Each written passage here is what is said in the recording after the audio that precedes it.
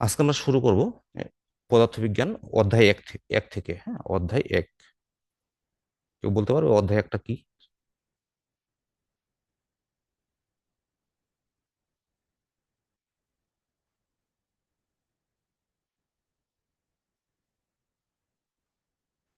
কি ছিল অধ্যায় একের নাম, বলতে পারবে না? ভৌত রাশি ভৌত রাশি এবং তাদের পরিমাপ তাদের ভৌত রাশিও পরিমাপ। এবং তাদের পরিমাপ। হ্যাঁ, তোমাদের বই এবার নতুন করে একটু বাড়িয়ে দিয়েছে, তাদের পরিমাপ। তাদের পরিমাপ। আমরা পাশাপাশি যদি এই খাতা কাছে রাখি, হ্যাঁ, একটু লেখার যদি অভ্যাস করি, তাহলে ভালো হয়। আর যেহেতু পরীক্ষার খাতায় আমাদের সামনে, প্রত্যেকের সামনে পরীক্ষা, তাই না? এই পরীক্ষা খাতায় তো লিখতে হবে। আর লিখতে হলে এখন থেকেই লেখার অনুশীলনটা করতে হবে।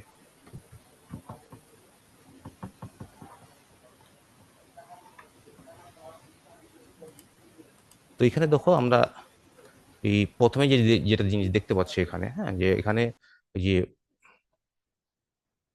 অধ্যায়ের নামেই দুটো যে জিনিস রয়েছে, একটা হচ্ছে ভৌত রাশি আর একটা হচ্ছে কি পরিমাপ। একটা হচ্ছে ভৌত রাশি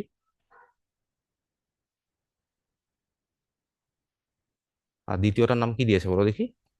পরিমাপ। এই দুটো কথা সম্পর্কে আমাদের আগে জানতে হবে। পরিমাপ বলতে আমরা কি বুঝি, কেউ বলতে পারবে? পরিমাপ, যা কিছু পরিমাপ করা, হ্যাঁ, যে পরিমাণ করা যায় তাকে আমরা কি বলছি? পরিমাপ। হ্যাঁ, তোমরা যে কে যেন শামীম সম্ভবত ওই বোর্ডে লিখতেছো, একটু অফ রাখলে ভালো হয়। হ্যাঁ, পারলে এটা ডিলিট করে দাও, আমি তো এটা মুছতে পারবো না আর। শামীম, শুনতে পাচ্ছো? হুম, ধন্যবাদ। তাহলে পরিমাপ বলতে আমরা কি বুঝি, কেউ বলতে পারবে? যা কিছু পরিমাণ করা যায় তাই পরিমাপ। হ্যাঁ, তাকে কি বলছি? পরিমাপ বলছে। হ্যাঁ, তাহলে এখানে প্রথমে একটা সংজ্ঞা আমাদের চলে আসে, যে পরীক্ষায় অনেক সময় ক নম্বরে আসে, যে পরিমাপ কাকে বলে। হ্যাঁ, যা কিছু পরিমাণ করা যায় তাকে পরিমাপ বলে। হ্যাঁ, এখন যে এই যে পরিমাপের সাথে এই ভৌত রাশির যে একটা সংশ্লিষ্টতা, হ্যাঁ, সেটা আমরা দেখি।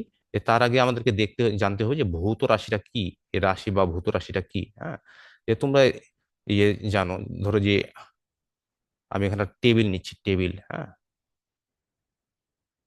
এই টেবিলটার দৈর্ঘ্য মাপা যাবে না বলো দেখি? দৈর্ঘ্য মাপা যাবে। যাবে কিনা? যাবে, জি। তাই তো। প্রস্থ মাপা যাবে তো নাকি?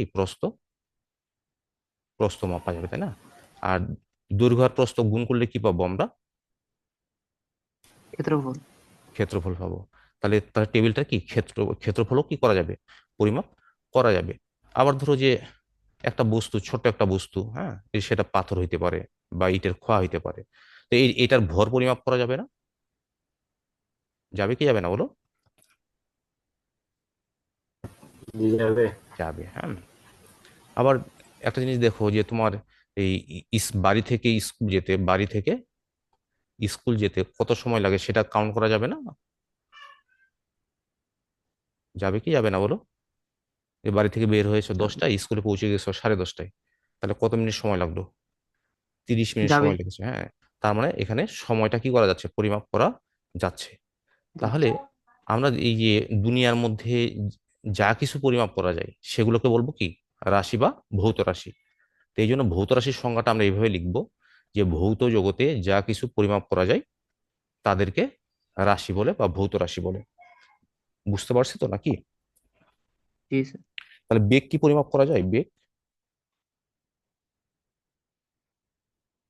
বেগ পরিমাপ করা যাবে না? যাবে স্যার। যাবে। বেগ সমান কি? সরণ বাই সময়, তাই না? জি স্যার। তাই সরণকে যদি সময় দিয়ে আমি ভাগ করি তাহলে বেগ পাবো। তাহলে বেগ একটা কি হলো? রাশি হলো। হ্যাঁ, তাহলে আমরা একটু খাতায় নোট করে নিব, হ্যাঁ, ওই যে ভৌত রাশি কলম দিয়ে আন্ডারলাইন করে নিব, যে ভৌত জগতে যা কিছু পরিমাপ করা যায় তাদেরকে ভৌত রাশি বলে বা শুধু রাশি বলে। এখানে কোনো প্রশ্ন আছে কারো?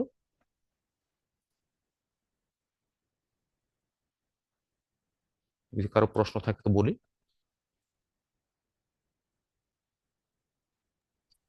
স্যার, ভৌত রাশির সংজ্ঞাটা যেন কি বললেন? ভৌত জগতে যা কিছু পরিমাপ করা যায় তাদেরকে ভৌত রাশি বলে। ভৌত জগতে যা কিছু পরিমাপ করা যায় তাদেরকে ভৌত রাশি বলে? কিছু উদাহরণ দিতে পারো, যেমন দৈর্ঘ্য, ভর, সময়, তাপমাত্রা ইত্যাদি।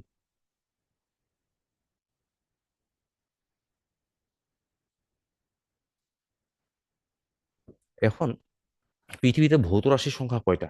জ্ঞান বিজ্ঞানের বিভিন্ন শাখা প্রশাখায় বিজ্ঞানীরা 7টি রাশিকে ভৌত রাশি হিসেবে চিহ্নিত করেছেন। কয়টি রাশি? 7টি। মনে থাকবে তো? ভৌত রাশির সংখ্যা কয়টা? 60টি। সাতটি। খালি কি 7টি? ভৌত রাশির সংখ্যা হচ্ছে অসংখ্য। হ্যাঁ, তার মধ্যে এই রাশিগুলোকে ভাগ করা হয়েছে দুই ভাগে। হ্যাঁ, কয় ভাগে? দুই ভাগে। এই যে 7টির কথা আমি বললাম, এটা হচ্ছে কি মৌলিক রাশি। কি মৌলিক রাশি? এই 7টি হচ্ছে কি মৌলিক রাশি। আর এই 7টি বাদ দিয়ে যত রাশি রয়েছে সেগুলোকে বলছি কি যৌগিক রাশি বা লব্ধ রাশি। যৌগিক রাশি বা কি লব্ধ লব্ধ রাশি। লব্ধ রাশি। এগুলো তোমরা ক্লাস 9-এ পড়েছো। হ্যাঁ, শুধু একটু মনে করিয়ে দেওয়া। আর যারা ক্লাস 9-এ এখানে আছে, তোমরা একটু ভালোভাবে খেয়াল রেখো। তাহলে আমাদের রাশিগুলোকে কয় ভাগে ভাগ করা হয়েছে? রাশিগুলোকে কয় ভাগে ভাগ করা হয়েছে বলো? দুই দুই ভাগে। ভাগে। দুই ভাগে। একটা হচ্ছে মৌলিক রাশি, আর এটা কি লব্ধ রাশি। এই মৌলিক রাশির সংখ্যা কয়টি?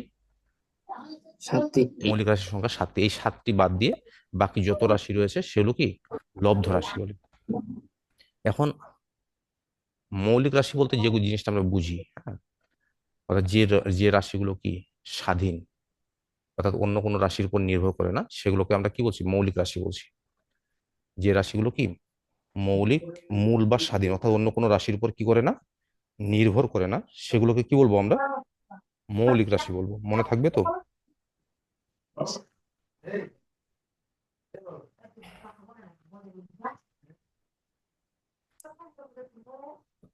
আর লব্ধ রাশি কোনগুলো? যে রাশিগুলো একাধিক মৌলিক রাশির উপর নির্ভর করে, সেগুলোকে কি বলছি আমরা? লব্ধ রাশি। হ্যাঁ, লব্ধ। এখন এই যে জ্ঞান বিজ্ঞানের বিভিন্ন শাখা প্রশাখায় এই বিজ্ঞানীরা এই 7টি রাশিকে মৌলিক রাশি হিসেবে চিহ্নিত করেছেন। তাহলে এই মৌলিক রাশিগুলো কি কি, এগুলো আমাদের মনে রাখতে হবে। হ্যাঁ, এই যে মৌলিক রাশিগুলো হচ্ছে কি কি? একটা হচ্ছে কি দৈর্ঘ্য, একটা কি দৈর্ঘ্য, লেন্থ। হ্যাঁ, আর সাথে সাথে এই দৈর্ঘ্যকে কি দিয়ে প্রকাশ করা হয় সেটাও আমাদেরকে জানতে হবে।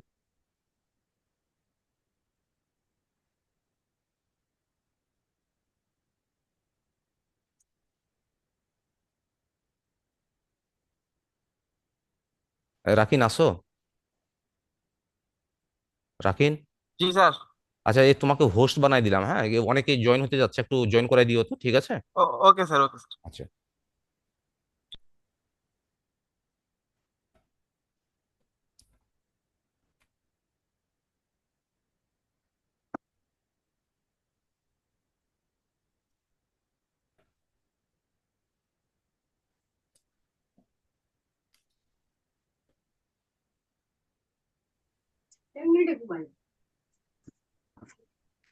নাইমকে দিয়েছেন স্যার। কাকে দিয়েছি? যে হোস্ট? নাইমকে।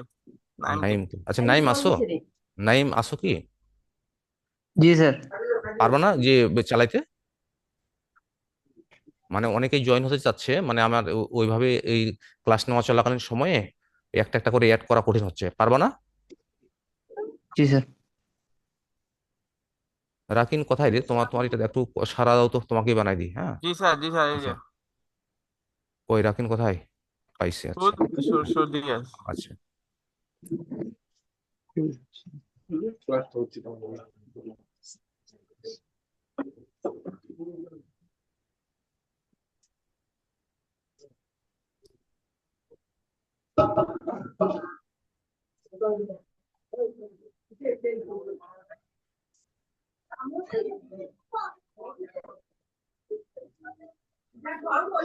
আচ্ছা, পারলাম না, পরে দেখা যাচ্ছে। হ্যাঁ, আমরা ক্লাসটা সামনের দিকে নিই।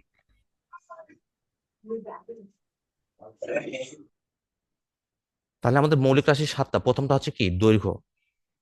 দৈর্ঘ্যকে এল দিয়ে প্রকাশ করা হয়। আমরা পাশাপাশি রাশির প্রতীকটা জেনে রাখবো। দৈর্ঘ্য। 2 নম্বর হচ্ছে কি ভর।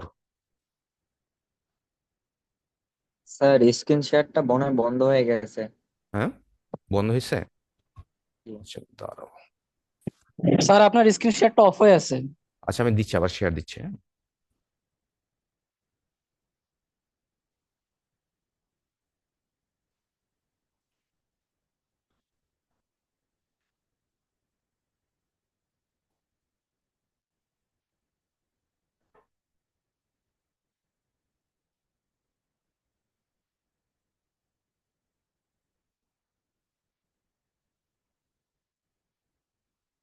এবার হয়েছে কি দেখো তো। জি স্যার। আচ্ছা ঠিক জি আছে। জি স্যার জি, জি, হয়েছে। স্যার। আচ্ছা, তাহলে আমরা একটু দেখি যে আমাদের মৌলিক রাশিগুলো দৈর্ঘ্য ভর, এরপরে কি ছিল, সময়। সময় টাইম, হ্যাঁ, এখান থেকে টি দিয়ে প্রকাশ করা হয়। তারপর কি তাপমাত্রা। তাপমাত্রাকে কি দিয়ে প্রকাশ করা হয় বলতে পারবে কেউ? কেলভিন। টেম্পারেচার, হ্যাঁ হ্যাঁ। তাপমাত্রাকে টি দিয়ে প্রকাশ করা হয়, কেলভিন হচ্ছে তার একক। হ্যাঁ, দৈর্ঘ্য ভর সময় তাপমাত্রা। তারপরে কি বৈদ্যুতিক প্রবাহ। বৈদ্যুতিক প্রবাহ, একে আই দিয়ে প্রকাশ করা হয়, বড় হাতের আই। হ্যাঁ, তারপরে কি দীপন তীব্রতা। দীপন তীব্রতা। ফাইভ মনে হয় বের হয়ে গেছে নাকি এখান থেকে? এই যে দীপন, না স্যার আছি স্যার। দীপন তীব্রতা। দীপন তীব্রতাকে প্রকাশ করা হয় আই নিউ দিয়ে, এই নিউটা এরকম। হ্যাঁ, আর আরেকটা কি বলো দেখি, সর্বশেষটা, সেটা হচ্ছে পদার্থের পরিমাণ। পদার্থের পরিমাণ। পদার্থের পরিমাণকে প্রকাশ করা হয় কি দিয়ে? এন দিয়ে। তাহলে এ হচ্ছে আমাদের 7টি মৌলিক রাশি। এগুলো বাদ দিয়ে যত রাশি রয়েছে, হ্যাঁ, সেগুলো কি কোন রাশি হবে? লব্ধ রাশি। লব্ধ রাশি। হ্যাঁ, তাহলে মৌলিক রাশি যদি পরীক্ষায় এরকম আসে ক নাম্বারে, যে মৌলিক রাশি কাকে বলে, তাহলে আমি কি লিখবো? যে রাশিগুলো কি মূল বা স্বাধীন, অর্থাৎ অন্য কোনো রাশির উপর নির্ভর করে না, এদেরকে বলবো কি মৌলিক রাশি। আর লব্ধ রাশি কাকে বলে?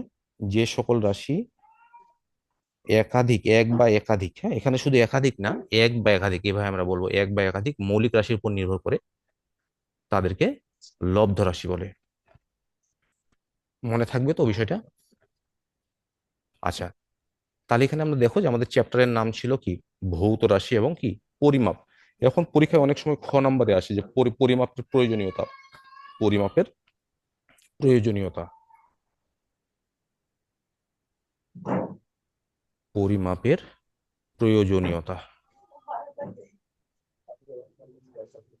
পরিমাপের প্রয়োজনীয়তা ব্যাখ্যা করো। পরীক্ষা অনেক সময় আসে খ নাম্বারে যে পরিমাপ প্রয়োজনীয়তা ব্যাখ্যা করো। কেউ বলতে পারবে এই পরিমাপের প্রয়োজনীয়তা কি, বা পরিমাপের এত প্রয়োজন প্রয়োজন হয় কেন?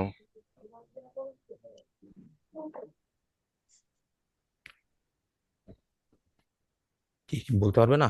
শামীম, শামীম কি শুনতে পাচ্ছ?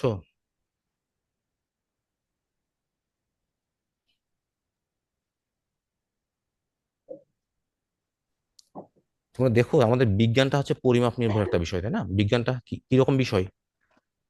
পরিমাপ নির্ভর একটা বিষয়। আর এরকম বাস্তব জীবনে বলো আর বিজ্ঞানের ক্ষেত্রেই বলো যে এমন কোনো জায়গা নাই যেখানে পরিমাপের প্রয়োজন নেই। যে তুমি যে ওষুধ খাও, আমরা অনেক সময় সর্দি কাশিতে কি সিরাপ খাই না? খাই কি খাই না? মাইক্রোফোন গুলো একটু অন রাখতে পারো সবাই। খাই। জি জি স্যার স্যার জি খাই। স্যার। এমনি এমনি খাই কি, নাকি হিসেব করে খাই এক চামচ? হিসাব করে খাই স্যার। হিসাব করে খাই। আবার বাড়িতে যে মা বোনেরা যে ভাত রান্না করে, তো এই চালটা কি এমনিতেই ঢেলে দেয় না পরিমাপ করে দেয়? একটা পট থাকে, এই পট, পরিমাপ করে। পরিমাপ করে দেয় স্যার। হ্যাঁ, এক পট দুই পট করে এরকম কি পরিমাপ করে দেয়। আবার তুমি যখন জামা যে শার্ট সেলাই করো বা প্যান্ট সেলাই করো, হ্যাঁ, তখন কি দর্জির কাছে যাও, দর্জি কি এমনি এমনি সেলাই দেয় নাকি মাপ নেয়? মাপ নেই। মাপ মাপ নাই। নেয়, হ্যাঁ। তার মানে আমরা দেখতে পাই যে এমন কোনো ক্ষেত্র নাই যেখানে পরিমাপ করা হয় না, অর্থাৎ প্রত্যেকটা ক্ষেত্রেই পরিমাপের কি রয়েছে, প্রয়োজনীয়তা রয়েছে। তুমি স্কুল থেকে বাড়িতে আসবে, চাইলেই কি তুমি যে কোনো সময় বের হতে পারো, নাকি সময় দেখে বের হও? সময় দিয়ে বেরোই। সময় দেখে বের হও। তোমার স্কুল 12টায়, তা বাড়ি থেকে স্কুলে আসতে 20 মিনিট সময় লাগে। তো সেক্ষেত্রে তুমি কি করো, যে 11টা 40 মিনিটে বের হয়ে যাও, তাই না? তার কারণ তোমার ধারণা আছে যে আমার যেতে এটুকু 20 মিনিট সময় লাগবে। তার মানে এখানেও কি রয়েছে, পরিমাপ রয়েছে। তোমাদের যে বইটা রয়েছে, এই বইটা দেখবা যে দৈর্ঘ্য, বইটার দৈর্ঘ্য এবং প্রস্থ আলাদা আলাদা, হ্যাঁ। আবার ভিতরে যে লেখাগুলো রয়েছে, হ্যাঁ, যে দেখবা এক একটা ফন্ট সাইজ এক এক রকম। তার মানে কি এখানেও পরিমাপ রয়েছে। অর্থাৎ এমন কোনো ক্ষেত্র নাই যেখানে পরিমাপের প্রয়োজনটা নেই। অর্থাৎ প্রত্যেকটা ক্ষেত্রেতেই পরিমাপ ছাড়া তো। পরিমাপের প্রয়োজনীয়তা রয়েছে। হ্যাঁ, কিছু যেন কে বললে। পরিমাণ ছাড়া কোনো কিছু সঠিক মান জানা যায় না। জানা যায় না, হ্যাঁ। তো এই জন্য অর্থাৎ পরিমাপ ছাড়া ওই যে মানে তুমি পরিমাণেই করতে পারবা না। যাবে? আচ্ছা। আচ্ছা, তাহলে এখানে খ নম্বরে এরকম হয় যে পরিমাপের প্রয়োজনীয়তা ব্যাখ্যা করো। হ্যাঁ, এখন এটার সাথে এখন আমরা যে জিনিসটা পড়বো সেটা হচ্ছে একক। হ্যাঁ, এটার সাথে আমাদের গুরুত্বপূর্ণ একটা পড়া হচ্ছে একক।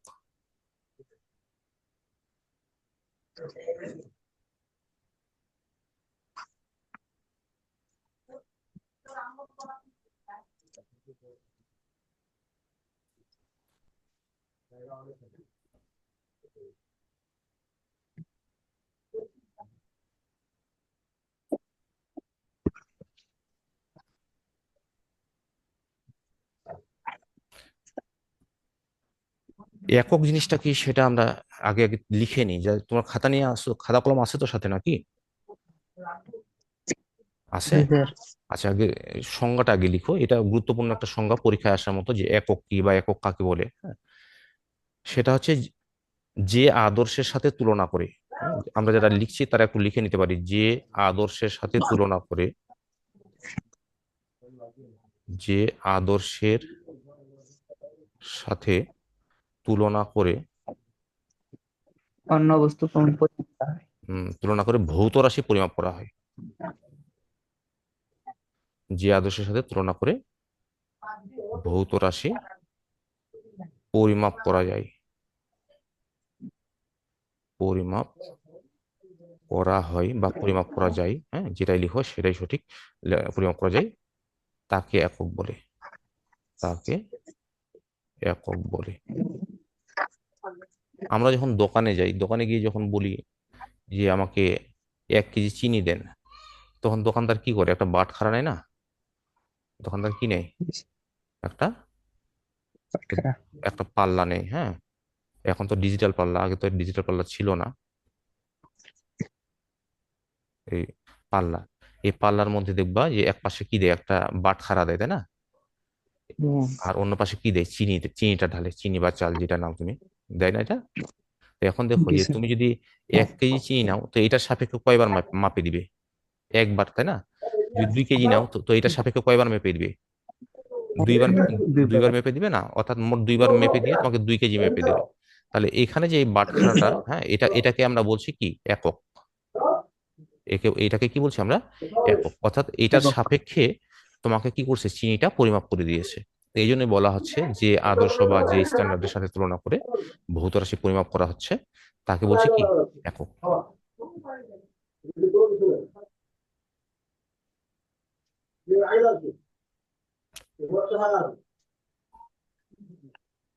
রিয়াদ, কি শুনছো কথা? জি শুনতেছি। আচ্ছা, আমাকে একটু বলো তো বর্তমান পার্টিসিপেন্ট সংখ্যাটা কত? 17 জন। 17 জন। আচ্ছা, এখন দেখো যে কথাটা বলছিলাম। হ্যাঁ, এখন আমাদের যে মৌলিক রাশি কয়টা বলো দেখি? 7টা। 7টা। আমাদের মৌলিক রাশি হচ্ছে 7টা। সাতটা। হ্যাঁ, এই 7টি মৌলিক রাশির জন্য 7টি মৌলিক একক নির্ধারণ করা হয়েছে। আমাদের মৌলিক রাশি কয়টা? 7টি, যেটা আমরা সাতটা। কিছুক্ষণ আগে দেখলাম: দৈর্ঘ্য, ভর, সময়, তাপমাত্রা, বৈদ্যুতিক প্রবাহ, হ্যাঁ, দীপন তীব্রতা, পদার্থের পরিমাণ। এই পরিমাণ। পরিমাণ, পদার্থের পরিমাণ। হ্যাঁ, তো এই 7টি মৌলিক রাশির জন্য তো এরকম 1960 সালে, কত সালে? 1960 সালে এই যে দুনিয়ার বিজ্ঞানীরা, অর্থাৎ সমস্ত দুনিয়ার বিজ্ঞানীরা, যে ফ্রান্সের প্যারিস নামক শহরে, হ্যাঁ, এখানে একটা অফিস আছে, ইন্টারন্যাশনাল ওয়েটস এন্ড মেজার্স। হ্যাঁ, এখানে তারা একত্রিত হয়। একত্রিত হয়ে তারা এই যে 7টি মৌলিক রাশির জন্য 7টি মৌলিক একক নির্ধারণ করেছেন। হ্যাঁ, বুঝতে পারছো কি কথাটা? যদি এই জি এককের স্যার। এত প্রয়োজনীয়তা কেন? একের এত প্রয়োজনীয়তা কেন? যে দেখো, আমাদের দেশে কিছুদিন আগেও শের প্রচলিত ছিল, তাই না? নাম শুনছো শের? জি স্যার। হ্যাঁ, জি স্যার। শের প্রচলিত ছিল। আবার পার্শ্ববর্তী দেশে প্রচলিত ছিল কেজি। হ্যাঁ, এখন আমাদের দেশে যদি এরকম শের প্রচলিত থাকে, আর পার্শ্ববর্তী দেশগুলোতে যদি কেজি প্রচলিত থাকে, তুমি পার্শ্ববর্তী দেশে গিয়ে যদি বলো যে আমাকে 10 সের চিনি দেন, তারা কি দিতে পারবে? দিতে পারবে না, তাই না? হ্যাঁ, পারবে না। আবার ওরা যদি আমাদের দেশে আসে বলতো যে 10 কেজি চিনি দেন, তা আমরাও দিতে পারতাম না, কারণ আমাদের এককটা কি? ভিন্ন। তো এই ব্যবসা বাণিজ্যে এই যে একটা সমস্যা হয়ে যায়, এই সমস্যাটা সমাধানের জন্যই 1960 সালে বিজ্ঞানীরা কি করেন, একত্রিত হয়ে এই 7টি মৌলিক রাশির জন্য 7টি মৌলিক একক কি করেছেন, নির্ধারণ করেছেন। এই 7টি মৌলিক রাশির জন্য 7টি মৌলিক একক কি করছেন, নির্ধারণ করছেন। তো এখন সারা বিশ্বে এই মানগুলো কি, এককগুলো একই রয়েছে। এখন আমাদের কাজ হচ্ছে এই 7টি মৌলিক একক গুলোকে আমাদের জানা। হ্যাঁ, তো প্রথম আমাদের রাশিটা কি ছিল, দৈর্ঘ্য, তাই না? প্রথমটা ছিল দৈর্ঘ্য। এই দৈর্ঘ্যকে এল দিয়ে প্রকাশ করা হয়, আর দৈর্ঘ্যের এককটা হচ্ছে কি, মিটার। এগুলো তোমাদের জানা রয়েছে কম বেশ। হ্যাঁ, এই মিটারকেও, সরি কেউ কিছু বলছো? দৈর্ঘ্য কি, মিটার। এরপর রাশিটা কি ছিল, দৈর্ঘ্য, ভর। হ্যাঁ, ভরের একক হচ্ছে কিলোগ্রাম। ভরের একক হচ্ছে কি, কিলোগ্রাম। ভরের একক কিলোগ্রাম, দৈর্ঘ্য, ভর। এরপর হচ্ছে কি, সময়। সময়কে টি দিয়ে প্রকাশ করা হয়। সময়ের একক কি, সেকেন্ড। সেকেন্ডকে এস দিয়ে প্রকাশ করা হয়। দৈর্ঘ্য, ভর, সময়। তারপর কি ছিল, তাপমাত্রা, তাই না? হ্যাঁ, কয়েলটা একটু পরে জ্বালাও, আর অথবা মাইক্রোফোনটা একটু অফ করে রাখো। হ্যাঁ, তাপমাত্রাকে টি দিয়ে প্রকাশ করা হয়। হ্যাঁ, আর তাপমাত্রার একক কি, কেলভিন। তাপমাত্রার একক হচ্ছে কেলভিন। এই কেলভিনকে বড় হাতের কে দিয়ে কি করা হয়, প্রকাশ করা হয়, তাপমাত্রা। তারপর কি ছিল, বৈদ্যুতিক প্রবাহ। বৈদ্যুতিক বৈদ্যুতিক প্রবাহকে আই দিয়ে প্রকাশ করা হয়। আর বৈদ্যুতিক প্রবাহের একক কি, অ্যাম্পিয়ার। হ্যাঁ,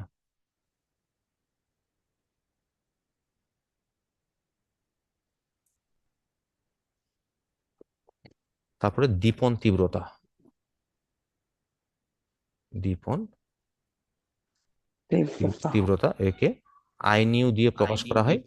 হ্যাঁ, আর দীপন তীব্রতার একক হলো ক্যান্ডেলা। ক্যান্ডেলা, এটাকে প্রকাশ করা হয় সি ডি দিয়ে। হ্যাঁ, আরেকটা হচ্ছে পদার্থের পরিমাণ। পদার্থের পদার্থের পরিমাণকে এন দিয়ে প্রকাশ করা হয়। আর এর একক হলো কি, মোল। এম ও এল। তাহলে আমাকে দুটো জিনিস এখানে মনে রাখতে হবে। একটা হচ্ছে ভৌত রাশির একক, হ্যাঁ, এই সূচকটাকে, অর্থাৎ ভৌত রাশির প্রতীকও মনে রাখতে হবে। আর এককেরও প্রতীকটা কি, মনে রাখতে হবে। তো এই 7টা ভৌত রাশির যদি আমি এককগুলো আমার যদি জানা থাকে, তাহলে বাকি যতগুলো লব্ধ রাশি রয়েছে প্রত্যেকটি লব্ধ রাশির একক আমি কি করতে পারবো, নিজে নিজে বের করে নিতে পারবো। বুঝতে পারছো কি? জি স্যার। হ্যাঁ, কিভাবে বের করবেন, ধরো যে যে কিছু জিনিস তোমাদের জানা রয়েছে ক্লাস 8 থেকে জানা, যেমন বেগ সমান কি, বেগ সমান হচ্ছে সরণ বাই সময়। সরণ বাই কি, সময়। এখন এই সরণ বলতে দৈর্ঘ্যকে বোঝানো হয়, তাই না? তো দৈর্ঘ্যের একক কি বলো, দৈর্ঘ্যের একক কি, মিটার। আর সময়ের একক সেকেন্ড। সেকেন্ড। তাহলে বেগের একক হলো কি, বেগের একক হলো কি, মিটার পার সেকেন্ড। তাহলে দেখো এখানে সরণ বা দৈর্ঘ্যটা হচ্ছে মৌলিক রাশি, সময়টাও কোন রাশি, মৌলিক রাশি। কিন্তু বেগটা, বেগটা কোন রাশি বলো, এই যে বেগটা কোন, কোন রাশি বেগটা, লব্ধ রাশি। লব্ধ রাশি। তাহলে দেখো বেগ একটা লব্ধ রাশি। এই লব্ধ রাশিটার কি একক আমি বের করতে পারছি না, দেখো দেখি, মিটার পার সেকেন্ড। তো এই জন্য মৌলিক রাশিগুলোর একক যদি আমি মনে রাখতে পারি, তাহলে অন্যান্য রাশিগুলোর কি একক আমি খুব সহজে বের করে নিতে পারবো। এখন এই পরিমাপের একক হচ্ছে 3 ধরনের একক ছিল। হ্যাঁ, 3 ধরনের একক। একটা হচ্ছে সিজিএস, সিজিএস। আর একটা হচ্ছে এপিএস। আর একটা হচ্ছে কি, এমকেএস, এমকেএস। এই 3টা পদ্ধতি পরিমাপের। তো সিজিএস পদ্ধতিতে দৈর্ঘ্যের একক হচ্ছে সেন্টিমিটার, ভরের একক হলো কি, গ্রাম, আর সময়ের একক সেকেন্ড। তাই এপিএস পদ্ধতিতে যে দৈর্ঘ্যের একক হচ্ছে কি, ফুট। দৈর্ঘ্যের একক কি, ফুট বা ফিট। হ্যাঁ,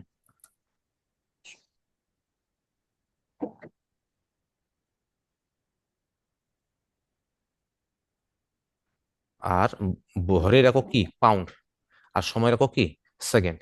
আর এমকেএস পদ্ধতিতে দৈর্ঘ্যের একক হচ্ছে মিটার, আর ভরের একক কি কে তে কিলোগ্রাম, আর সময়ের একক কি সেকেন্ড। তো এই তিনটা পদ্ধতির মধ্যে তোমার দেখো এই সময়ের একক কি আছে, সেকেন্ড। সেকেন্ড হচ্ছে, এটা মিল রয়েছে তিনটা পদ্ধতির মধ্যে, সময়ের একক সেকেন্ড, এটা মিল রয়েছে। হ্যাঁ, আর 1960 সালে যে বিজ্ঞানীরা একত্রিত হয়ে যে 7টি মৌলিক রাশির জন্য যে 7টি মৌলিক একক নির্ধারণ করেছেন, হ্যাঁ, এই যে 7টা মৌলিক রাশির জন্য যে 7টি যে মৌলিক একক নির্ধারণ করেছেন, হ্যাঁ, এগুলোকে বলছি আমরা কি যে সিস্টেম ইন্টারন্যাশনাল বা এসআই একক। হ্যাঁ, সিস্টেম ইন্টারন্যাশনাল অথবা কি এসআই একক। বুঝতে পারছেন তো নাকি? জি স্যার। জি স্যার, জি স্যার। আচ্ছা, এখন পার্টিসিপেন্ট কতজন আছো দেখো দেখি, একজন। স্যার 16 জন। 16 জন, কে বলাইলো? স্যার ওই যে আপনার নিচে চ্যাট আছে না, চ্যাটের পাশে যে পার্টিসিপেন্টস আছে ওখানে ক্লিক করলে আপনি লিস্টটা দেখতে পারবেন আপনার স্ক্রিনের ডান সাইডে। পার্টিসিপেন্ট 16 জন, হ্যাঁ আচ্ছা। পঞ্চগড়ের বাইরে কেউ আছো? পঞ্চগড়ের বাইরের নাই মনে হয়। হ্যাঁ, আচ্ছা এখন, না স্যার, কেউ নাই এখানে পঞ্চগড়ের বাইরে। আচ্ছা পরবর্তীতে অ্যাড হবে ইনশাল্লাহ। হ্যাঁ,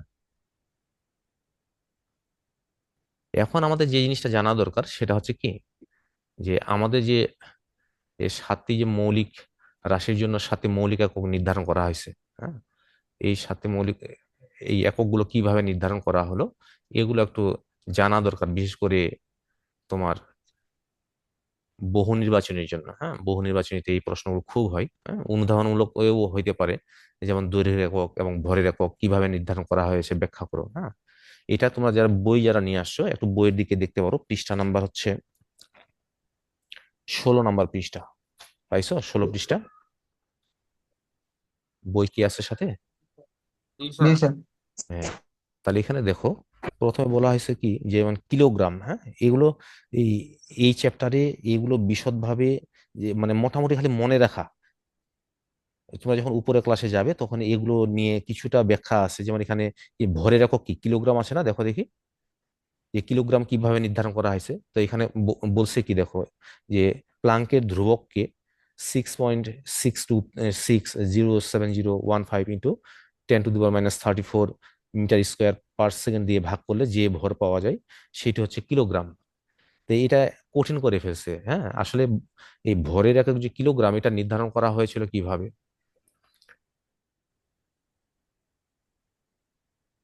এটা নির্ধারণ করা হয়েছিল ওই যে ফ্রান্সের প্যারিসে, হ্যাঁ, ইন্টারন্যাশনাল ওয়েটস এন্ড মেজার্স যে অফিসটা রয়েছে, হ্যাঁ, সেখানে একটা সিলিন্ডার রয়েছে। তোমরা হয়তো এটা শুনছো, সেখানে কি রয়েছে একটা সিলিন্ডার। সিলিন্ডার। হ্যাঁ, এই সিলিন্ডার বুঝি তো নাকি? জি স্যার। জি স্যার। জি স্যার। জি স্যার। সিলিন্ডারটা কেমন দেখতে বলতে পারবে কেউ? সিলিন্ডার আসলে আমরা সিলিন্ডার বলতে কোনটাকে বোঝাচ্ছি? এই যে আমরা যে একটা সিলিন্ডার যে স্যার লম্বা চড়া গোল। এই যে পেট্রোল পাম্পে বড় বড় ড্রাম গুলো দেখো নাই, এই ড্রামগুলোর শেপটা হচ্ছে কি সিলিন্ডার আকৃতির শেপ। বুঝতে পারছেন কি? জি স্যার। তো এখন এই সিলিন্ডারটা ছিল প্লাটিনাম ইরিডিয়াম দিয়ে তৈরি। কি দিয়ে তৈরি? Platinum. Platinum iridium. Iridium sir এইটা কি জিনিস? কোনটা? এই যে প্লাটিনাম আর ইরিডিয়াম। যে আপনি বললেন এই প্লাটিনিয়াম ইরিনিয়াম। প্লাটিনাম প্লাটিনাম এবং ইরিডিয়াম, হ্যাঁ, এটা হচ্ছে আমাদের মৌলিক পদার্থ কয়টি? রসায়নে পড়ছো না, মৌলিক পদার্থ 118টি মৌল রয়েছে না? জি স্যার। জি স্যার। এই 118-এর মধ্যে একটা হচ্ছে প্লাটিনাম আর একটা কি ইরিডিয়াম। বুঝতে ও পারছো? আচ্ছা। জি হ্যাঁ, জি স্যার। 118টি মৌলের মধ্যে দুইটা হলো একটা প্লাটিনাম আর একটা কি ইরিডিয়াম।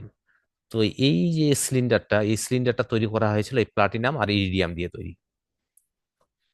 তো এটার ব্যাস হচ্ছে 3.9 সেন্টিমিটার। এই সিলিন্ডারের ব্যাস কত? 3.9 সেন্টিমিটার। আর উচ্চতাও 3.9 সেন্টিমিটার। উচ্চতাও কত? 3.9 3.9 সেন্টিমিটার। তো এই সিলিন্ডারের ভরকে, হ্যাঁ, 1 কিলোগ্রাম বিবেচনা করা হয়। কত? কিলোগ্রাম। 1 কিলোগ্রাম বা 1 কেজি কি বিবেচনা করা হয়। অর্থাৎ আমরা বাজারে যে 1 কেজি যে বাটখারাটা দেখতে পাই, এটা কিসের তৈরি বলতে পারবে না? লোহা স্যার। এটা লোহার তৈরি, হ্যাঁ। কিন্তু অরিজিনাল যে বাটখারাটা রয়েছে, যেটা ওই যে ইন্টারন্যাশনাল ওয়েটস অ্যান্ড মেজার্স নামক যে অফিসটা আছে, ওইখানে যে তোমার এই বাটখারাটা রয়েছে সেটা হচ্ছে প্লাটিনাম ইরিডিয়ামের তৈরি। হ্যাঁ, সেটার এই যে এই ব্যাসও হচ্ছে 3.9 সেন্টিমিটার, আর উচ্চতাও কি 3.9 সেন্টিমিটার। ওই সিলিন্ডারটির ভরকে কত বিবেচনা করা হয়েছে? 1 কিলোগ্রাম। তো ওইটার সাপেক্ষে আমাদের বাজারে যে 1 কেজির বাটখারাটা রয়েছে, হ্যাঁ, তো ওইটার সাপেক্ষে নেওয়া। এখন তোমাকে যদি বলা হয় যে তোমাকে কিছু ইটের খোয়া দেওয়া হলো, তো এই ইটের খোয়াগুলোকে তুমি 1 কেজি বানাইতে পারবা না? পারবো স্যার। হ্যাঁ, কিভাবে পারবো? একটা দাঁড়িপাল্লা নিব, এক পাশে ওই যে লোহার বাটখারাটা দিব, আর এক পাশে ইটের খোয়াগুলো দিব। তো যখন সমান হয়ে যাবে তখন ওই ইটের খোয়াগুলোর মেজারমেন্ট কত হলো তোমার? 1 কিলোগ্রাম হলো। ওইটার সাপেক্ষেও তুমি পরিমাপ করতে পারবে, হ্যাঁ। তাহলে ভরের একক কিলোগ্রাম কিভাবে নির্ধারণ করা হয়েছে বুঝতে পারছেন তো নাকি? জি স্যার। হ্যাঁ। আর তোমাদের জি বইয়ে, স্যার। হ্যাঁ, তোমাদের বইয়ে যে সংজ্ঞাটা রয়েছে এই সংজ্ঞাটাও সঠিক রয়েছে, কিন্তু এটা তোমাকে বুঝার জন্য এতটা না, এটা তোমাকে পরীক্ষার জন্য মানটা যেভাবে হোক মনে রাখতে হবে। বহু নির্বাচনী তো অনেক সময় আসে, হ্যাঁ। আচ্ছা, তাহলে এটা গেল ভরের ভরের একক কিলোগ্রাম। এখন সময়ের ভরের পরে কি পড়ছিলাম আমরা? না, আগে আমরা দৈর্ঘ্য পড়ছিলাম, তাই না? দৈর্ঘ্যের একক কি? মিটার। তা যাক, ভর হয়ে গেল। তা দৈর্ঘ্যের একক মিটার। এখন এই মিটারটা কিভাবে নির্ধারণ করা হয়েছে, বা কতটুকু দৈর্ঘ্যকে 1 মিটার বিবেচনা করা হয়, হ্যাঁ। এখন শূন্য মাধ্যমে এই এই মানগুলো আমাদের মোবাইল নাম্বারের মতো একটু মনে রাখতে হবে, হ্যাঁ, যে 299, তারপরে 792, তারপরে 458, 458।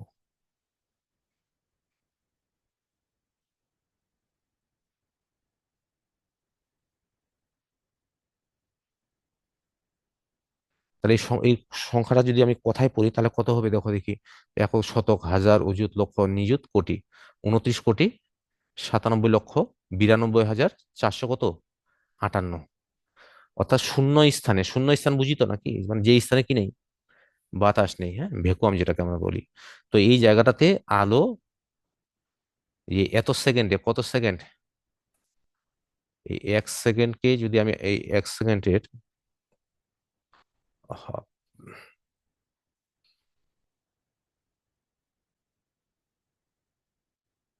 অর্থাৎ 1 সেকেন্ডকে তুমি এই সংখ্যাটা দিয়ে ভাগ করবে। কত? 29,97,92,458। অর্থাৎ 1 সেকেন্ডকে এত ভাগ করব, মোট কত ভাগ করব? 29,97,92,458 ভাগ করব। তো এই ভাগ করলে যে মানটুকু পাওয়া যাবে, ওইটুকু সময়ে আলো যে দূরত্ব অতিক্রম করে তাকে কি বলছি আমরা? 1 সেকেন্ড বলবো। কথাটা কি বুঝতে পারছো না বুঝতে পারো নাই? জি স্যার। কি বুঝলা বলো দেখি। যদি বুঝতে পারো তাহলে কি বুঝেছো সেটা বলো। শূন্য স্থানে আলো 1 সেকেন্ডের কত ভাগে? 29,97,92,458 ভাগের 1 ভাগ সময়ে। অর্থাৎ 1 সেকেন্ডকে আমি মোট ভাগ করব কত? 29,97,92,458 ভাগ করব। তো এই 1 ভাগ সময়ে আলো যে দূরত্ব যাচ্ছে ওইটাকে কি বলছি আমি? 1 মিটার বলবো। বুঝতে পারছেন? তাহলে এই সময়টা কি অনেক বড় সময় না ছোট সময়? শামীম, হ্যাঁ, ছোট। অনেক স্যার ছোট এই সময়। ভাগটারও তো এক ভাগ মনে হয় হবে। এই যে 29,97,92,458 ভাগের 1 ভাগ, মানে 1 সেকেন্ডকে আমি মোট এত ভাগ করব।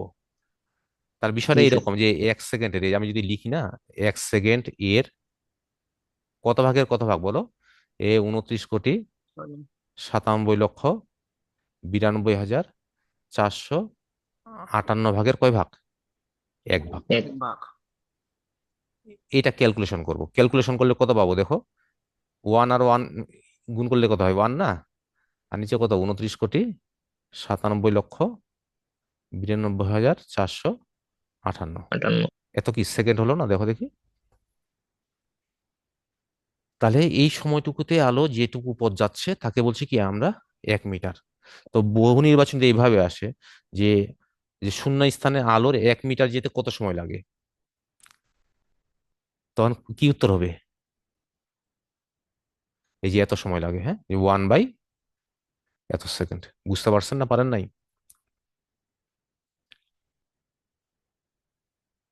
কারো কোনো প্রশ্ন থাকলে বলো, যদি বুঝতে না পারো।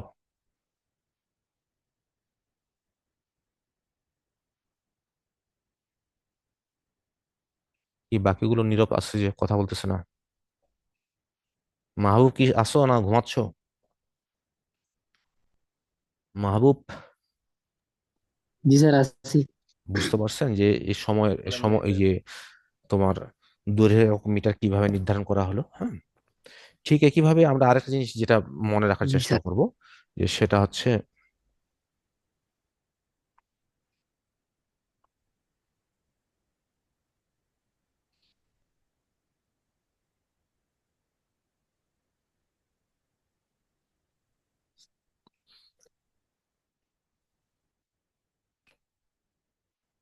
সময়ের একক সেকেন্ড। হ্যাঁ, সময়ের একক কি? সেকেন্ড। এই সময়ের একক সেকেন্ডটা কিভাবে নির্ধারণ করা হয়েছে সেটা আমরা একটু দেখবো। তোমরা সিজিএম এর নাম শুনছো না? সিজিএম জি নাম স্যার। শুনছো না? শুনছো না? সিজিএম কি? জি স্যার, এটা একটা মৌল। এটা একটা মৌল। হ্যাঁ, এটাও একটা কি মৌল। 1 নং গ্রুপের। হ্যাঁ, তো এই সিজিএম এর যে, বলো দেখি, এটা তো তোমাদের জানার কথা, যে প্রোটন সংখ্যা একই কিন্তু ভর সংখ্যা ভিন্ন, তাদেরকে কি বলা হয়? আইসোটোপ। আইসোটোপ। আইসোটোপ। হ্যাঁ, তো সিজিএমের একটা আইসোটোপ যার ভর হচ্ছে কত? 133। সিজিএম আইসোটোপের ভর হচ্ছে কত? 133। মানে সিজিএমের তো বেশ কয়েকটা আইসোটোপ রয়েছে, তার মধ্যে যে আইসোটোপটির ভর হচ্ছে কত? 133। 33। সেই আইসোটোপের কথা বলা হচ্ছে। এই আইসোটোপের কি ঘটনা, এই আইসোটোপটা কি কাজ করছে জানো? বলছে এই আইসোটোপটি কতটি স্পন্দন দেয় দেখো। এই সংখ্যাটা একটু মনে রাখবে, মোবাইল নাম্বারের মতো। 192। তারপরে কত আছে? 600, তার 91, 92, 91, 92, 631, তারপরে 770, 70। 770টি। এতটি স্পন্দন দিতে যে সময়টা লাগে তাকে বলছি কি? 1 সেকেন্ড বলছি আমি। 1 সেকেন্ড। এখন স্পন্দন বলতে আমরা যে জিনিসটা বুঝি, এটা যদি খুব সহজ করে আমরা যদি বোঝার চেষ্টা করি, ধরে একটা বস্তুকে বা একটা পাথরখণ্ডকে এই একটা সুতার সাহায্যে তুমি এই বেঁধে দিয়েছো, চিত্র দেখতে পাচ্ছ তো নাকি? জি স্যার। জি হ্যাঁ, স্যার। জি স্যার। এখন এই পাথরখণ্ডটাকে তুমি এই টেনে এখানে নিয়ে আসছো, এই অবস্থায় নিয়ে আসছো। এখন এখানে যদি ছেড়ে দাও, এখন সেটা এইদিকে যাবে না? দুলতে থাকবে না মুক্তভাবে? জি স্যার। ধরো এই বিতে গেল, তাহলে এ থেকে বিতে গিয়ে যদি আবার এতে আসে, তাহলে আমরা বলতে পারি একটা স্পন্দন। কয়টা স্পন্দন? এটাই স্পন্দন। একটা স্পন্দন। তাহলে এ থেকে বিতে গিয়ে যদি আরেকবার আসে, তাহলে কয়টা স্পন্দন? দুইটা স্পন্দন। দুইটা স্পন্দন। তো এইরকম কতটি স্পন্দন দিয়েছে? একটু কথা যদি পড়ো দেখো, একক, দশক, শতক, হাজার, অযুত, লক্ষ, নিযুত, কোটি, 919 কোটি, 26,31,770টি। তাহলে একটা সিজিএম 133 নামক যে পরমাণুটি রয়েছে, এই পরমাণুটির 919 কোটি, 26,31,770টি স্পন্দন দিতে যে সময় লাগে তাকে আমরা কি বলছি? 1 সেকেন্ড বলছি। বুঝতে পারছেন?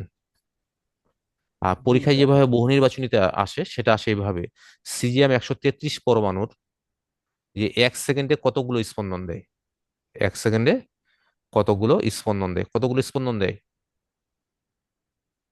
919 কোটি, 26,31,770টি। 70। তো এটা পৃষ্ঠা নাম্বার, তোমাদের নতুন বই যারা পেয়েছো, এটা পৃষ্ঠা নাম্বার 16। হ্যাঁ, 16তে একটু এটা দেখে নিতে পারো। এরপর আমরা আরেকটু যদি সামনের দিকে যাই, সেটা হচ্ছে যে মোল। তোমরা এটা রসায়নেও পড়েছো, মোল পড়ছো না? মোল, জি স্যার। মোল। এই মোলের সংজ্ঞাটা আমরা রসায়নে যেভাবে পড়ছি সেভাবেও যদি আমরা, যদি পরীক্ষায় আসে যে এই পদার্থের পরিমাণ মোলের সংজ্ঞা লিখো, হ্যাঁ, বা মোল কাকে বলে, তো যে পরিমাণ পদার্থের মধ্যে কত সংখ্যক 6.023 ইন্টু কত, 10⁻⁻ কত, 23, মাইনাস না স্যার, টেন টু দি হ্যাঁ পাওয়ার এটা, 23। হ্যাঁ এটা মাইনাসটা হবে না, এটা 23। মাইনাস দিলে তো অনেক কম হয়ে গেল।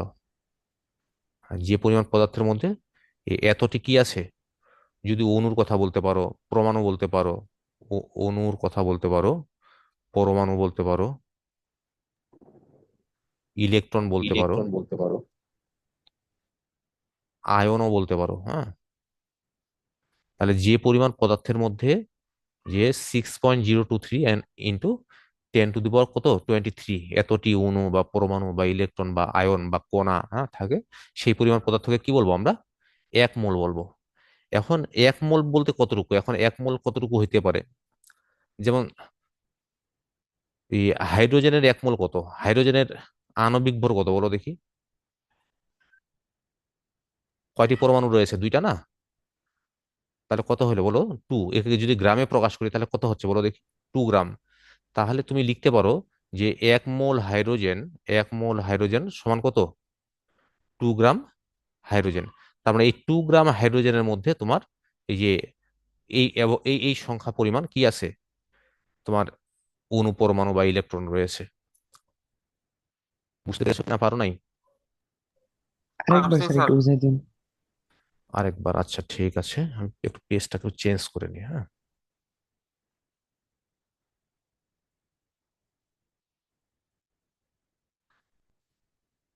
আচ্ছা পানির কথা বলি, যেটা আমরা রেগুলার খাই, পান করি, হ্যাঁ। পানির আণবিক ভর কত বলো দেখি? পানির একটা অণুর ভর? 18 স্যার। হ্যাঁ, পানির আণবিক ভর বলি আমরা, তাই না? আণবিক ভর। হ্যাঁ। হাইড্রোজেনের কত? 1 ইন্টু কত? 2। আর অক্সিজেন কত? 16 না? তাহলে মোট কত হইলো? 18। তো একে গ্রামে প্রকাশ করো তাহলে কত হবে? 18 গ্রাম। তাহলে আমরা বলতে পারি যে 1 মোল পানি সমান কত? 18 গ্রাম পানি। এই 18 গ্রাম পানির মধ্যে কি পরিমাণ পদার্থ রয়েছে? 6.023 ইন্টু কত? 10⁻23। এতটি কণা, ইলেকট্রন বা আয়ন ইত্যাদি রয়েছে। বুঝতে পারছেন? তাহলে মোলের সংজ্ঞা যদি শুধু বলি যে মোল কাকে বলে, তাহলে আমরা বলবো যে পরিমাণ পদার্থের মধ্যে 6.023 ইন্টু 10⁻23 টি কণা রয়েছে তাকে ওই পদার্থের 1 মোল বলে। কি বুঝতে পারছেন না পারেন না এবারে? পারছি স্যার। হ্যাঁ। তাহলে এখান থেকে এই জিনিসগুলো একটু কৌশলে মনে রাখবে, হ্যাঁ। বিশেষ করে বহু নির্বাচনের জন্য এখানে নাম্বারে আসার সম্ভাবনা খুবই কম, কিন্তু বহু নির্বাচনের জন্য এগুলো খুব গুরুত্ব রাখে। বুঝতে পারছেন তো নাকি? জি স্যার। আচ্ছা এরপরে আমরা যে জিনিসটা একটু সামনের দিকে যাই, আর বাকি আর কয়েকটা থাকলো, এটা তোমরা নিজেরাই দেখলেও যেভাবে হোক একটু মনে রাখবে, হ্যাঁ। যেমন ক্যান্ডেলাটা কি জিনিসটা এটা একটু আমাদের ধারণা যদি আমরা নিই।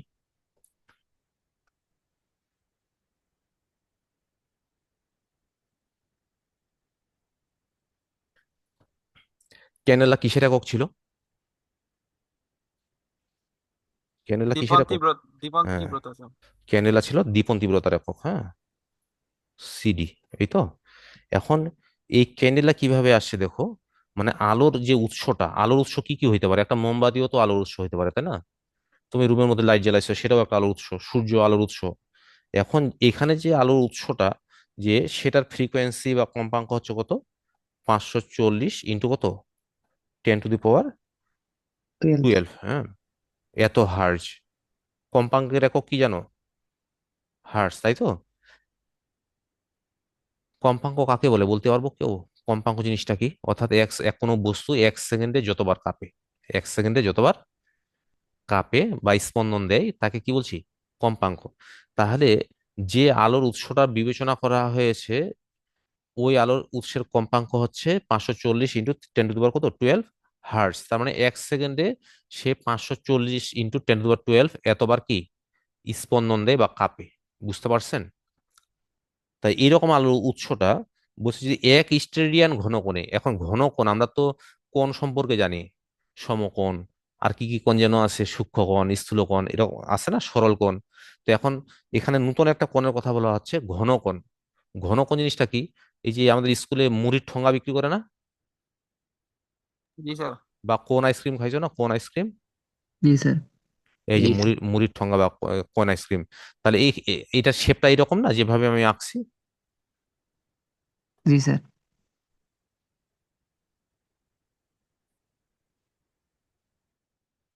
তাহলে এখানে দেখো, এই যে এখানে যে কোণটা তৈরি করছে, এই যে এখানে একটা কোণ তৈরি করছে না এখানে, বুঝতে পারছেন কি না?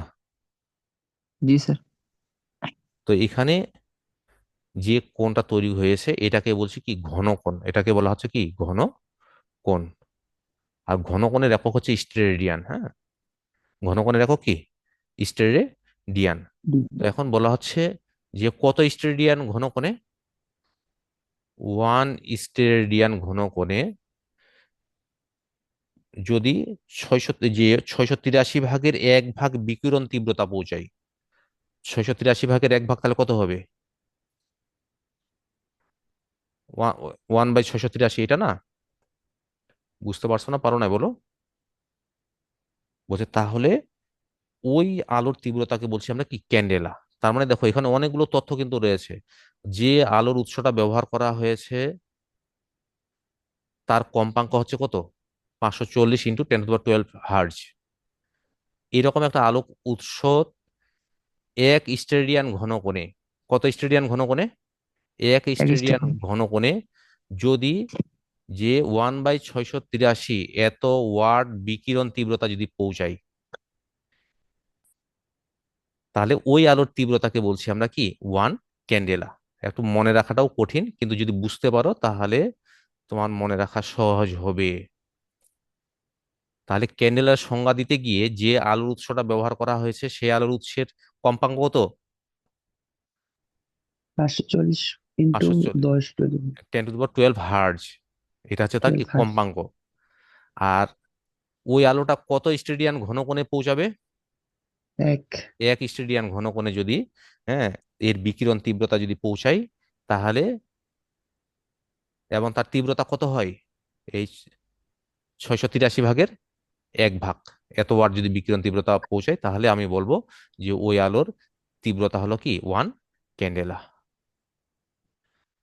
পরীক্ষায় অনেক সময় ক নাম্বারে দিতে পারে, হ্যাঁ, যে ক্যান্ডেলা কাকে বলে, ক্যান্ডেলা কাকে বলে, পারবো তো বলতে নাকি? ইনশাআল্লাহ স্যার।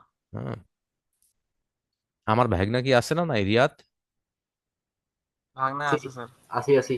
বলো দেখি ক্যান্ডেলার সংজ্ঞা কেমনে লিখবা, বই দেখে বলিও না, নিজে বুঝে বুঝে বলো, তাহলে সহজ হবে। 540 × 10⁻12 হার্জ বিশিষ্ট কোনো আলোর উৎস থেকে এক হ্যাঁ, স্টেরেডিয়ান ঘন এক কোণে, 1 স্টেরেডিয়ান ঘন করে, হ্যাঁ, ঘন কোণে 1/6 683, হ্যাঁ, 683 ওয়াট এ- বিকিরণ তীব্রতা পৌঁছালে পৌঁছায় ওই পৌঁছালে ওই আলোর আলোর তীব্রতাকে আমরা তীব্রতাকে এক 1 ক্যান্ডেলা বলো। ক্যান্ডেলা বলে। বুঝতে পারো? তাহলে ক্যান্ডেলার সংজ্ঞার সাথে দেখো কয়টা তথ্য জড়িত, একটা হচ্ছে কম্পাঙ্ক, একটা হচ্ছে ঘনকোণ, আর একটা হচ্ছে কি বিকিরণ তীব্রতা, হ্যাঁ, তীব্রতার একক হচ্ছে ওয়াট, হ্যাঁ, এটা তোমরা পরবর্তীতে জানতে পারবে। স্যার তাহলে হচ্ছে আহ, ওই 1 স্টেডিয়ান কোণের মতো একটা জায়গায় যদি আলোটা 540 × 10⁻12 হার্টজ কাঁপে, হুম, আর ওটা যদি ওয়াটটা হয় 1/683, তাহলে ওটা হবে 1 ক্যান্ডেল। না, যে যে আলোটা ব্যবহার করা হয়েছে, হ্যাঁ, হ্যাঁ। ওইটার কম্পাঙ্ক হচ্ছে এত, যে 540 × 10⁻12, হুম। মানে এত মানে আলোক উৎসটার কম্পাঙ্ক হচ্ছে এটা, আচ্ছা। হ্যাঁ।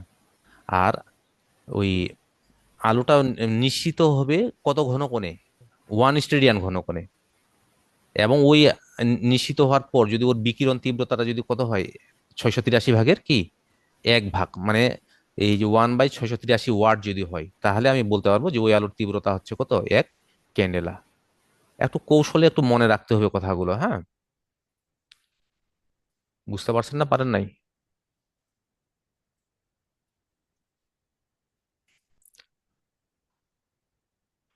আচ্ছা, এরপরে আমরা যে জিনিসটা দেখব সেটা হচ্ছে কি উপসর্গ বা গুণিতক, প্রিফিক্স। এগুলো তোমাদের জানা রয়েছে, এর আগের ক্লাস 9 এগুলো পড়ছো অনেকেই, হ্যাঁ। আর কনভার্সনটা একটু দেখালে ভালো হয়, উপসর্গগুলো পাল্টায় কিভাবে।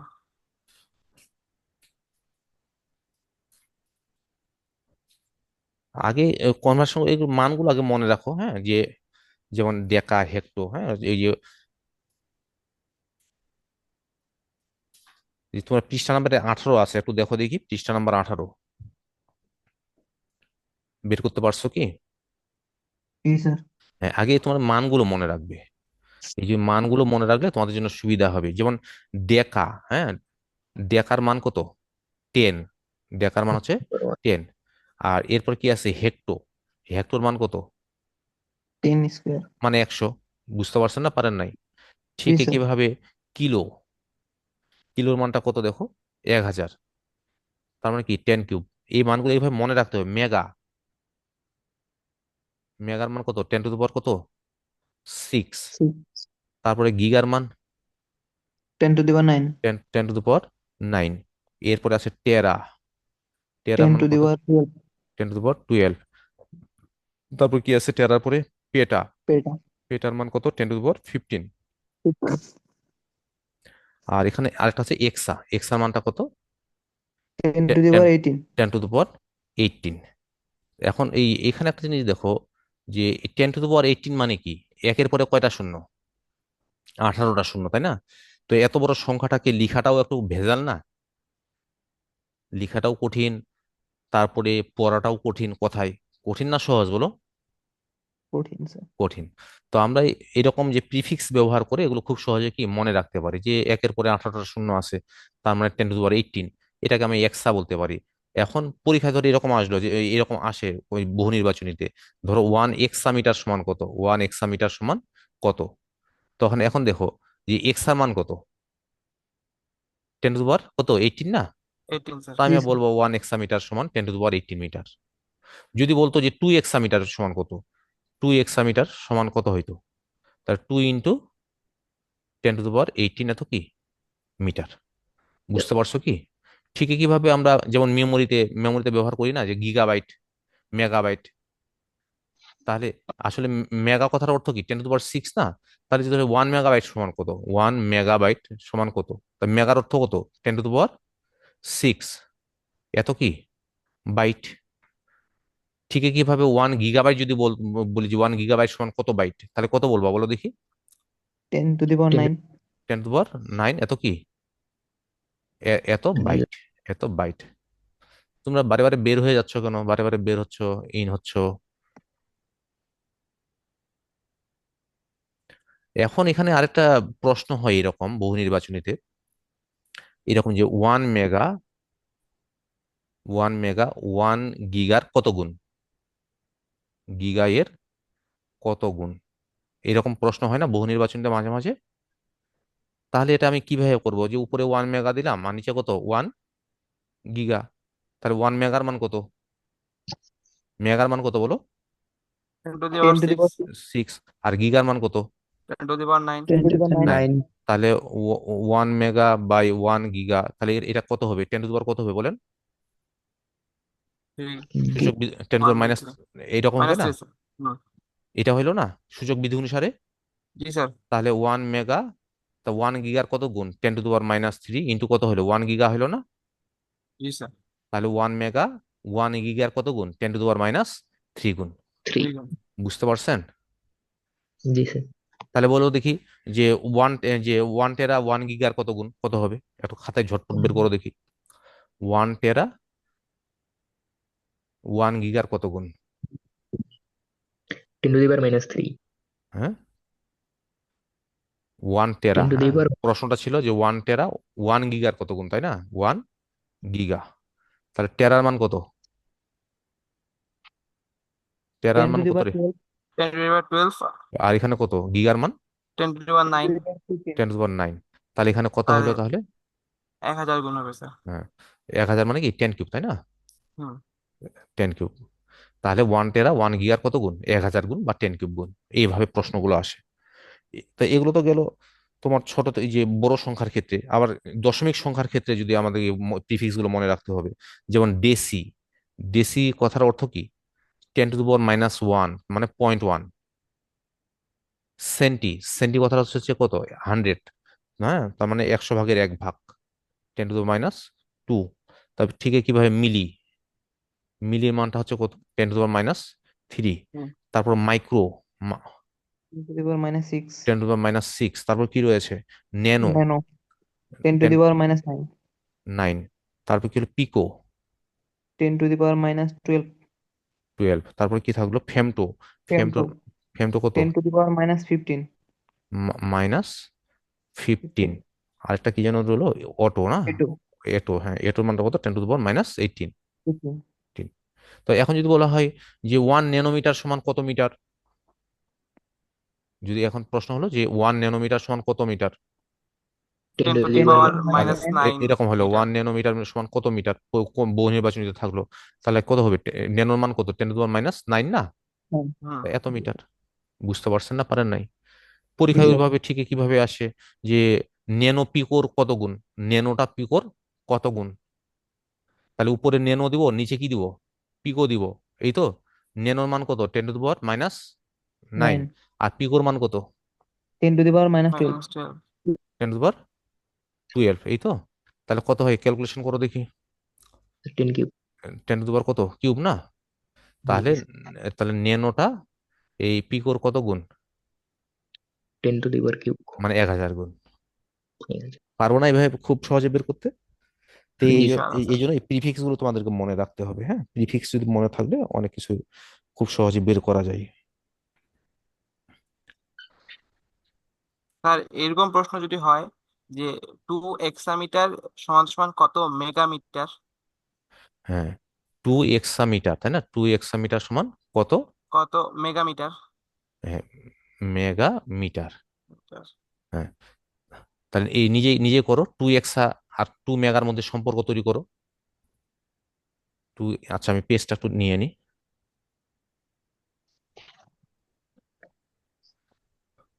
প্রশ্নটা ছিল আমাদের কত, 2 হেক্সামিটার সমান কত মেগামিটার। টু 2 হেক্সামিটার সমান কত, মেগামিটার। আহ, কত মেগামিটার, তাই না, কত জি মেগা স্যার। মেগামিটার। মিটার। আচ্ছা আমি ধরে নিচ্ছি X মেগামিটার, তাহলে দেখো কত হুম। সহজ। তাহলে এই মিটার মিটার তো বাদ যাচ্ছে না, তাহলে টু জি এক্স স্যার। এর সমান কত, 2 x এর সমান 2 কত, এক্স এর মান কত, 10⁻18। স্যার 18। 18। 18, আর এখানে আমি কি ধরেছি,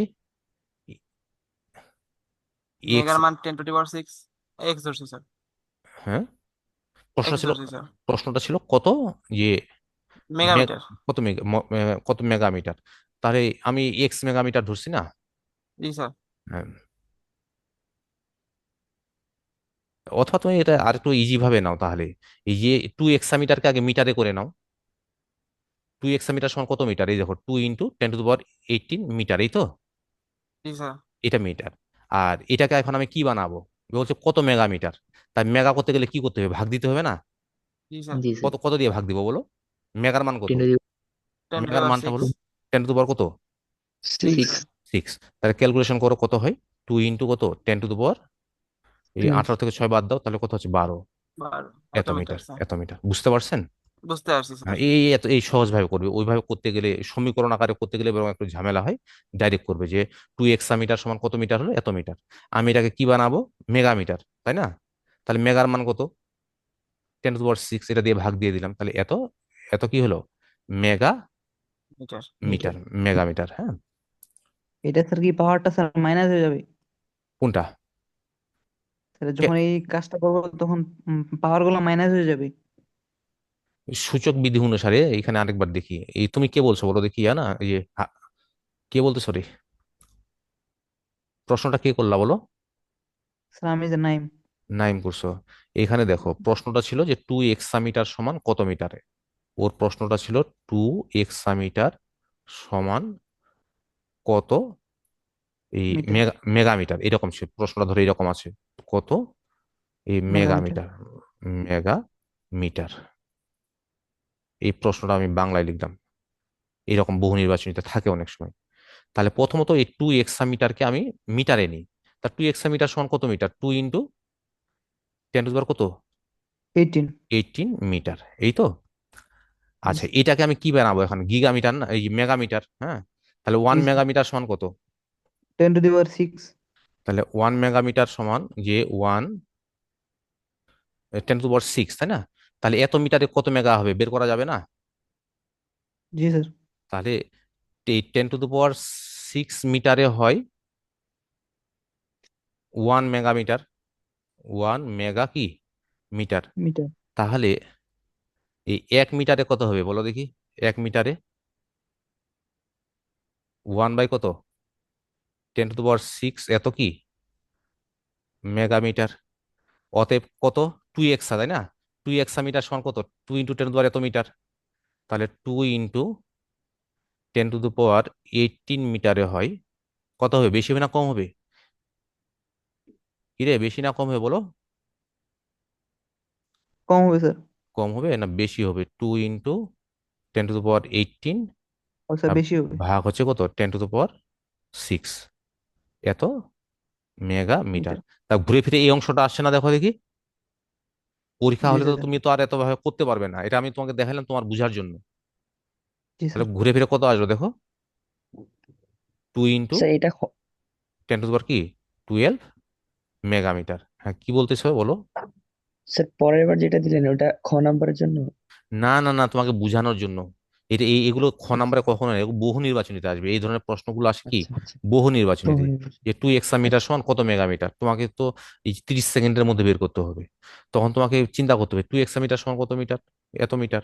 আর মেগার মান কত? 10⁶। তাহলে এটাকে আমি 10⁶ দিয়ে ভাগ করলে সেটা মেগামিটারে পেয়ে যাব। জি স্যার। বুঝছেন? জি স্যার। আচ্ছা, এখন পর্যন্ত আর কোনো প্রশ্ন? না স্যার। যদি প্রশ্ন না থাকে তো আজকে আমাদের এই পর্যন্ত থাকবে, ঠিক আছে? তাহলে একটু দেখবে, হ্যাঁ, পরের দিনে আমরা জি বাকি অংশটুকু দেখবো।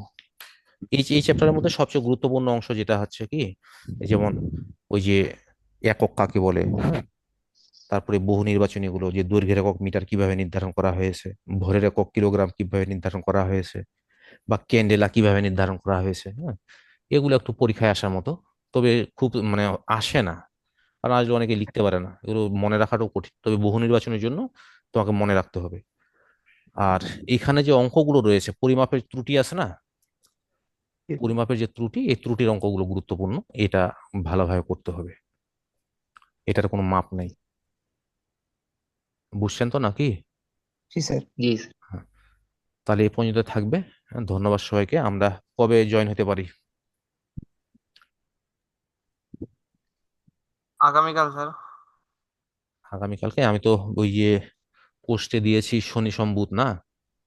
আচ্ছা জি স্যার, তাহলে নেক্সট সোমবারে। হ্যাঁ, নেক্সট সোমবারে। এটা আপাতত ডেমো হিসেবে চলতেছে, হ্যাঁ, পরে আমরা সিদ্ধান্ত নেওয়া যাবে, ঠিক আছে তো? পাশাপাশি তোমাদের যে অন্যান্য জেলার যে বন্ধুগুলো রয়েছে, হ্যাঁ, এদেরকেও অ্যাড করা দিতে পারো। তো ঠিক আছে, সবাই ভালো থাকবে। জি, আসসালামু আসসালামু আলাইকুম। ওয়ালাইকুম আসসালামু আলাইকুম স্যার। আসসালাম।